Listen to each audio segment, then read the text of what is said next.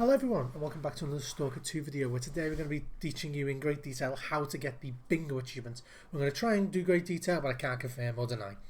But first of all, the bingo achievement before we start is a very rare achievement to run into because it requires you to have multiple different status effects, and as I first thought, it is not status effects accumulatively, it is all at once. You need to be in the worst shit show ever, like you've been on a night out in Blackpool. You need to be bleeding, you need to be sleepy, you need to be hungry, you need to be under the effects of alcohol, and you need to be irradiated and in a psi field. So, you know, all of these at once, you're fucked. Pretty much, you are absolutely fucked.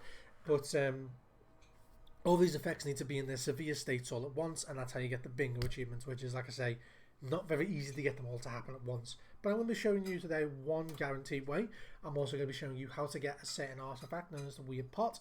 And once we have all these items, we can come together and actually do the achievement. Without further ado, let's go.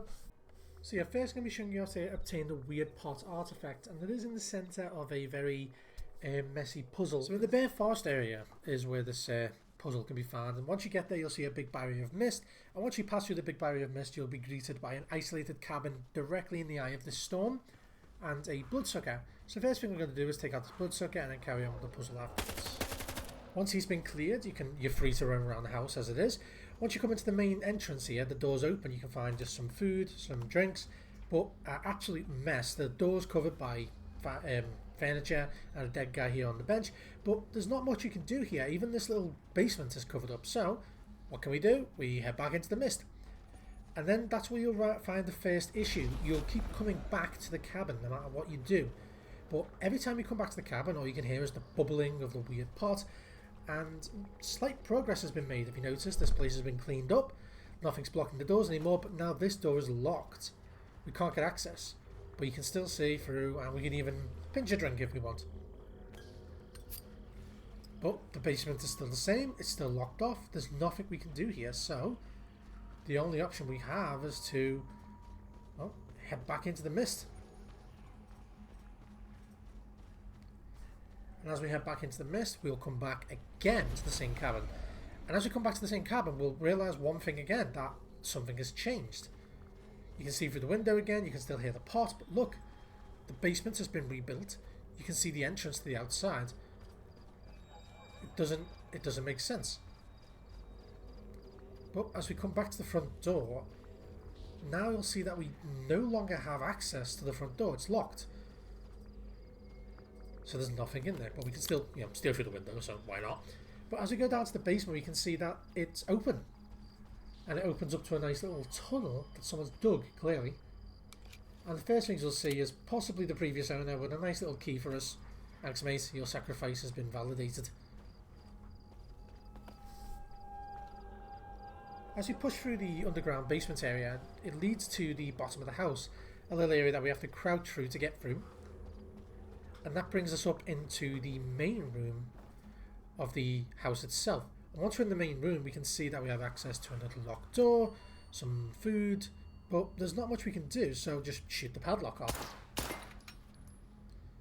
Now we've opened up this door that we previously had absolutely no access to before, and that takes us back into the open area that we had access to before. We still can't leave, so we need to open up this cupboard. It takes us to another cupboard where there's an open access to the roof, well, inside the roof, the attic anyway. And after we leave, we can see that the front door has been unlocked for us. So, nothing left to do once again. All we can do is run back into the mist.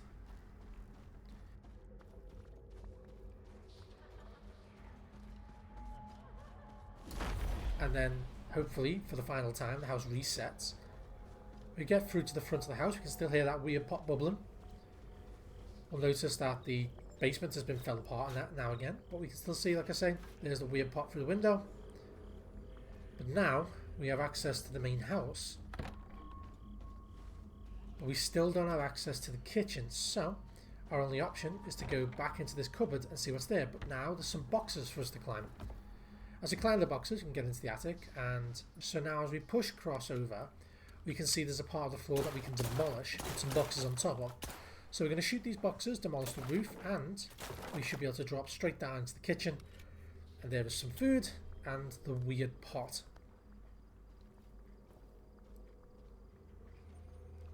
Now we finally got the weird pot. I'll do a nice little list of all the strange things the weird pot does, but one of the most notable things is it decides to absolutely flip what most consumable items do. Like most food and drink now gives you radiation, with one notable difference that the rare energy drinks, the non-stop ones, now give you permanent carry weight increase, which is absolutely insane, but you know, that's if and or but.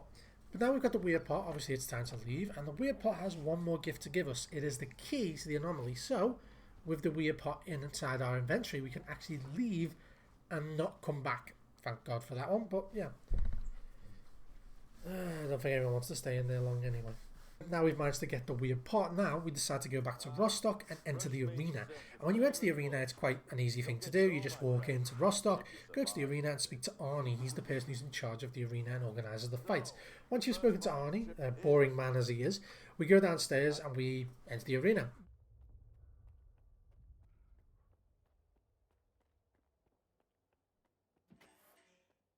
You can do this at any stage of the arena. And once you've done that and you speak to Arnie, immediately afterwards you'll be given the drowsiness effect. Apparently he's an incredibly boring man. And what happens is after you get drowsy, you're able to then move on to an area known as the Stone Village. The Stone Village is just a little bit north of Wild Island. Once you get there, you want to equip your radiation artifact. There'll be a pot equipped as well, and then you head in. Now, as you're here, you want to drink vodka, and that'll basically remove your radiation, yes, which is why you want a fast radiation artifact that'll constantly redose you. And you want to bring a load of medkits to just survive as long as possible, because the problem you'll run into is as you're here in the sea field, enemies will spawn, enemies that do not actually exist, because the sea field is messing up with your consciousness. You'll start to see things that aren't there and they'll attack you and shoot you, but they do inflict damage. Now, the mistake I made when I first did this, when I first went for this achievement, is I did not keep any of the enemies alive. You're supposed to keep them alive, because once they're all dead, you may go a bit more insane and have these yellow creatures running at you full force, but they don't inflict bleeding damage. They only do health damage. So, after starting it again, I realised you need to keep one alive enemy alive. So, that's what I did. I kept this one alive and I danced around on top of this rock and just let him shoot me every so often to re-inflict the bleeding marker. And you just stay there long enough that your radiation emitting artifact slowly doses you with radiation. You need to get your hunger to flashing point, so you've got to keep drinking. The more alcohol you drink, the more hungrier you get, the more flashing it gets, and once they're all flashing, your radiation gets high enough, you're drunk, you will actually be able to see the achievement pop. Now, I can't tell you how many attempts this took. I think it took about 3 or 4 attempts, but it's mostly because I didn't understand, because obviously you need to be drunk, you need to be hungry, you need to be drowsy, you need to be under the effects of sea, and you need to be bleeding. And sometimes these effects will dip in and out of the severity, especially because you need to keep drinking alcohol. So as you can see, I brought quite a few alcohol, as much as I could find, a few beers, a few vodkas, and the goal is just to survive. Just survive in this area while drinking alcohol and using medkits, but do not use anything else. Do not eat, only use the alcohol and the medkits. And then eventually it should just appear. Right after he screamed, the achievement just magically appeared for me.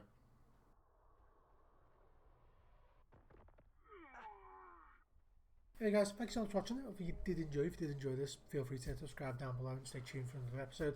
This one was quite a short one, but I'm trying to do a lot more shorter, more helpful videos lately. Stuff like achievement runs or where to find special items, because I've noticed they get a lot more engagement than most, so I thought, yeah, why not crack a few.